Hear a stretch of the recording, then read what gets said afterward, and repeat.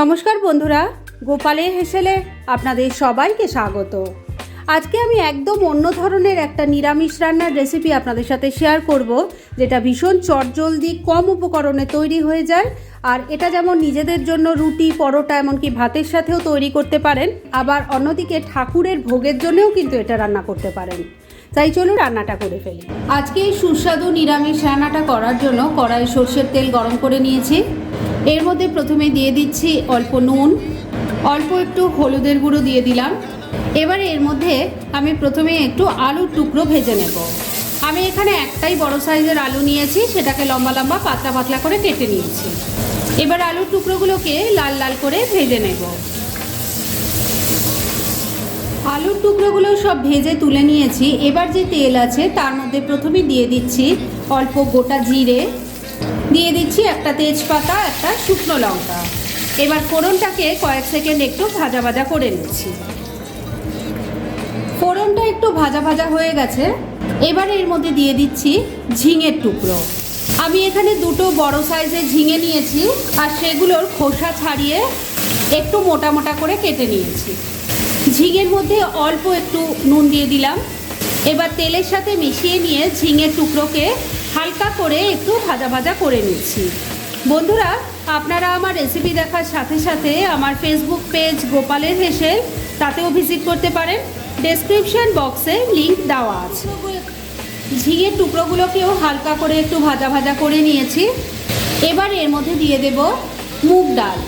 এখানে 1 কাপ পরিমাণ মুগ ডাল আছে, আর এটা কাঁচা মুগের ডাল। এটাকে আমি জলে খানিকক্ষণ ভিজিয়ে রেখেছিলাম। এই ডালটা এবার দিয়ে দিচ্ছি। ঝিঙের সাথে ভালো করে মিশিয়ে একটু ভাজা ভাজা করে নিচ্ছি। এই রান্নাটা আপনারা নিজেদের জন্য রুটি, পরোটা, এমনকি ভাতের সাথেও খাওয়ার জন্য তৈরি করতে পারেন। আবার অন্যদিকে ঠাকুরের ভোগেও কিন্তু দিতে পারেন। খুব চটজলদি তৈরি হয়ে যায়, খেতে কিন্তু দারুণ টেস্টি হয়। মিনিট 2 সময় নিয়ে মুগ ডালটাকে সব কিছুর সাথে মিশিয়ে নিয়ে একটু ভাজা ভাজা করে নিয়েছি। এবারে এর মধ্যে এক এক করে কিছু মশলা দেব। প্রথমে দিয়ে দিচ্ছি আদা, গোটা জিরে, গোটা ধনে আর 2টো কাঁচা লঙ্কা একসাথে আমি পেস্ট বানিয়ে নিয়েছি। এখানে 1/2 ইঞ্চি আদার টুকরো আছে, 1 চামচ আছে গোটা জিরে, আর 1 চামচ গোটা ধনে দিয়ে দিচ্ছি। এই রান্নাটা কিন্তু গোটা মশলা বেটে দিলেই বেশি টেস্টি হয়। এবার দিয়ে দিচ্ছি হলুদের গুঁড়ো। কালারের জন্য দিয়ে দিচ্ছি অল্প একটু কাশ্মীরি মির্চ পাউডার। এবার সব কিছু খুব ভালো করে মিশিয়ে নিয়ে একবার খুব ভালো করে কষিয়ে নেব।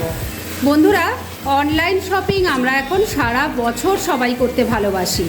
তাই ঘরে বসেই যদি নামি দামি ব্র্যান্ডেড কোম্পানির চয়েসেবল জিনিস অবিশ্বাস্য কম দামে পেতে চান, তাহলে ডেসক্রিপশন বক্সে টেলিগ্রাম লিঙ্ক বলে একটা লিঙ্ক দেওয়া আছে, সেখান থেকে আপনারা ভিজিট করতে পারেন। আর মনের মতো যাবতীয় জিনিসপত্র কিনে নিতে পারেন, সেটাও কিন্তু প্রচুর ডিসকাউন্টের সাথে। 2-3 মিনিট সময় নিয়ে মশলার সাথে সবজিটাকে কষিয়ে নিয়েছি। এবার এর মধ্যে একটা ছোট সাইজের টমেটোকে 2 টুকরো করে কেটে দিয়ে দিলাম। ভেজে রাখা আলুর টুকরোগুলো দিয়ে দিলাম, মিশিয়ে নিচ্ছি। এবার এর মধ্যে জল দিয়ে দেব। এই রান্নাটা একটু মাখা মাখা হলেই খেতে ভালো লাগে, তবে সমস্ত সবজি ডাল সেদ্ধ হতে হবে, সেই বুঝে জলটা দেবেন। আর এই জলটা যে আমি দিলাম সেটা কিন্তু উষ্ণ গরম জল। ভালো করে মিশিয়ে নিচ্ছি। এবার এর মধ্যে দিয়ে দেব স্বাদ মতো নুন, তবে নুনটা কিন্তু খুব বুঝে দেবেন, কেননা আলু, ঝিঙে সব নুন দিয়ে ভাজা আছে। 1 চামচ চিনি দিয়ে দিলাম। ভালো করে মিশিয়ে নিচ্ছি।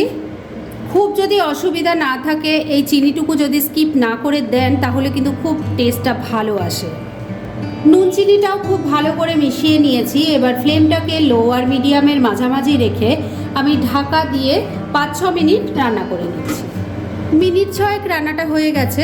এবার ঢাকা তুলছি, একটু নাড়াচাড়া করে নিচ্ছি। আমি কিন্তু মাঝে 2বার ঢাকা তুলে একটু নাড়াচাড়া করে দিয়েছিলাম, আর নুন মিষ্টিটা চেক করে নিয়েছিলাম। এবার সবজি দেখব কেমন সেদ্ধ হয়েছে। আলু দেখুন সুন্দর সেদ্ধ হয়ে গেছে, ডালও কিন্তু সুন্দরভাবে সেদ্ধ হয়ে গেছে, ঝিঙে তো নরম, সেদ্ধই হবে। তার মানে রান্না কিন্তু মোটামুটি রেডি। এবার শুধু ওপর থেকে দিয়ে দিচ্ছি একটু ঘি, মিশিয়ে নিচ্ছি। ঘিটা ভালো করে মিশিয়ে নিয়েছি, রান্না এবার একদম রেডি। এইটুকু গ্রেভিতে আমি নামাবো, কেননা ঠান্ডা হলে এটা আরও ঘন হয়ে যাবে, তাই গ্যাসটা এখানেই বন্ধ করে দিলাম।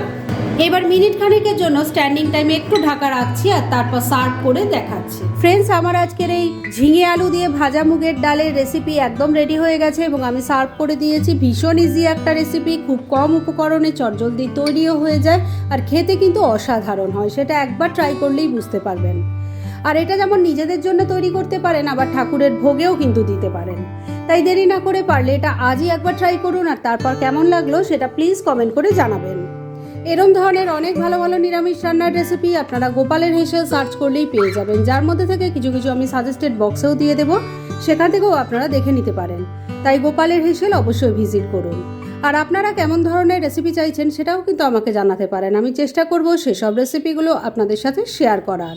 আর আমার আজকের এই রেসিপি যদি আপনাদের ভালো লাগে আর ইউজফুল বলে মনে হয়, তাহলে যারা এখনও আমার চ্যানেলটাকে সাবস্ক্রাইব করেননি তারা প্লিজ প্লিজ সাবস্ক্রাইব করুন। তাহলে আজকের মতো এখানেই শেষ করছি, পরদিন আবার এরকমই কোনো ভালো রেসিপি নিয়ে চলে আসবো। আপনারা সবাই খুব ভালো থাকুন, সুস্থ থাকুন।